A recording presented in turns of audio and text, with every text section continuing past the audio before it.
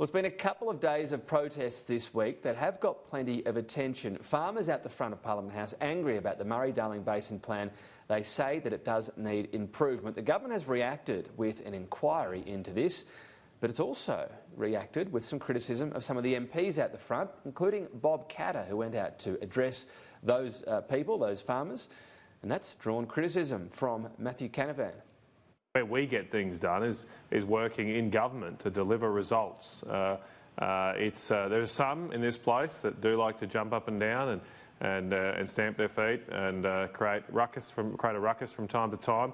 I think the record shows that normally does not deliver outcomes for people. He offered extensive criticism of Bob Katter and Pauline Hanson in that same vein. Bob Katter joins me now here in the studio. Thanks for your time. What's your response to what Matthew Canavan had to say? I wouldn't have thought anyone would be stupid enough to provoke me on the issue of water. I mean, I had the balance of power, arguably, for 9 days, and I got 2 dams and the engineering plans for a 3rd dam. And according to the Prime Minister, work will start on those 2 dams in the life of this Parliament. So I was able to achieve in 9 days what the National Party, who has had the balance of power for 26 of the last 31 years, has been unable to achieve in 26 years. Now, you know, if he questions that, you know, either he is wrong in saying I've achieved nothing, or the Prime Minister is a liar. If the Prime Minister is telling the truth, then I achieved 2 dams, engineering plans for a 3rd, in the space of 9 days. And his party has had the balance of power for 26 of the last 31 years. Or he's saying it was not necessarily a quid pro quo and it's the government's achievement, not yours. Well, why didn't the government achieve it before I had the balance of power? You know, I mean, quite a simple question. I mean, this is the other reason why he shouldn't provoke me. He has been the Minister for NAIF and the Minister for Water. And let me simply quote Peter Cridlin. $5,000 million was put into the NAIF fund 6 years ago, and not a single dollar has come out. Now, since she said that, and maybe on account of her saying that, $38.5 million has been expended. So the man's been given $5,000 million, and he can't find anything to spend it on. I mean, could you imagine what would happen if I was given $5,000 million? Now, it's worse than that, because $540 million was put into the water account, which was also under his control. And there is nothing left in the account, and there hasn't been a single weir or dam built in Queensland. Are you okay with this? Is this all fair and love and war? This hasn't damaged your relations with the government if possibly another balance of power issue comes up? Well, I mean, the attack, quite frankly, is upon the Prime Minister. When the Prime Minister you're not too bothered by it? You're returning fire, but this hasn't sort of strained relations at all? I quite enjoy it. I mean, the standing of the National Party is such that the more I could kick them, but I'm too busy kicking the 2 ALP leaders in Queensland to fit You went and spoke to these farmers. There's now going to be a review of the Murray-Darling Basin plan. do you welcome that? Is this the right approach?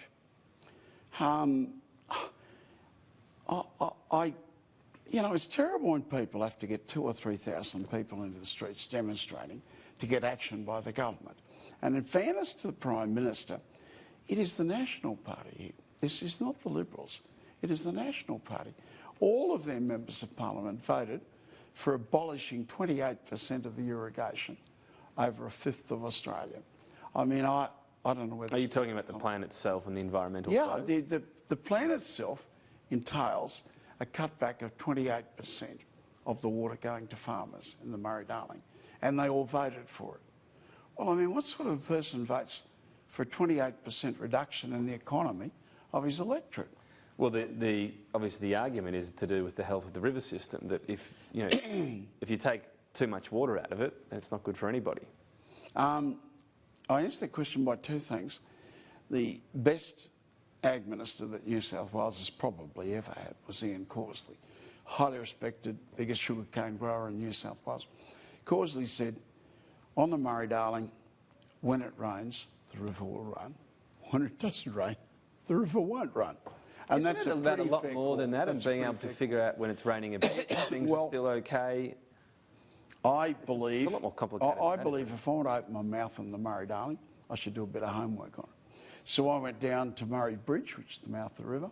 The river was running bank to bank, and I said, "So this is seawater, fellas, this whole stack of blokes fishing." I said, "No, it's freshwater." And I said, "Haven't we got a drought in Renmark and Mildura?" They said, "Oh, yeah, she's really dry here." "Oh, but it's always like this." Well, I mean, if at the mouth of the river, it's always like this. And, of course, the reason is there's 1 million megalitres going into Lake Alexandrina and the Menindee Lakes. Well, that's all very nice, but, you know, you took 2 million out for no good reason at all, quite frankly, except landscaping. But to destroy the economy of agriculture in Australia.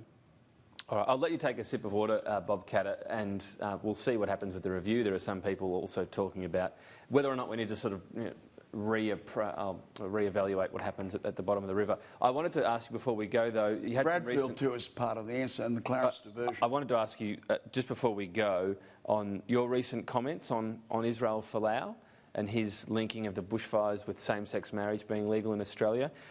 What was your point there? Were you supporting in any way Israel Folau's comments? I said that I disagreed with his comments, and I said it is just so wonderful to see a person to stand up for what he believes in, whether you agree with him or whether you don't.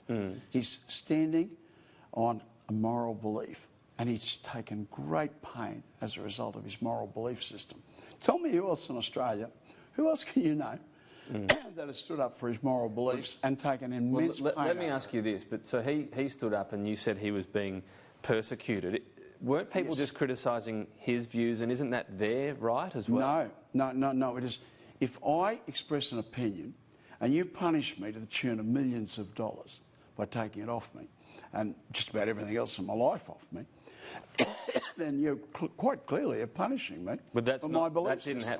That court case was already happening with these comments. It was people's criticism of his linking the bushfires, where there's a lot of people suffering out there. There have been people killed, their homes gone. Him linking them in his sermon to same-sex marriage.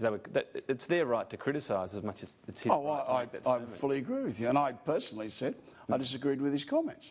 But do I admire a man for standing up with showing immense moral courage? I find that inspirational. But he's not. But I take the problem.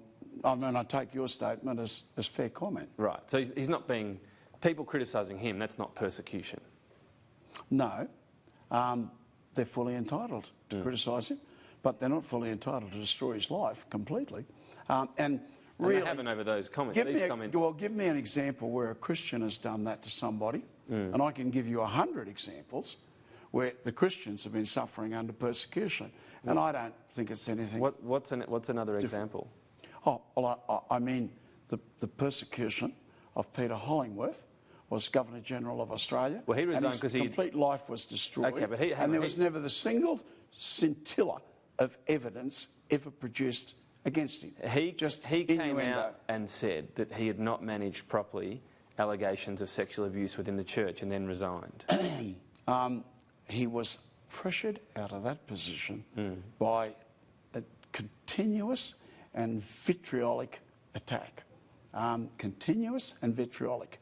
But if you want me to come back onto this program, I think there's something like 1,000 cases now where people have, what's the word I'm after, acted out of their Christian convictions and been punished as a result of that. All right. We might not get through all 1,000, but we'll pick up the conversation another day. Bob Catter, thank you. I'm quite happy to produce the names. Thank you.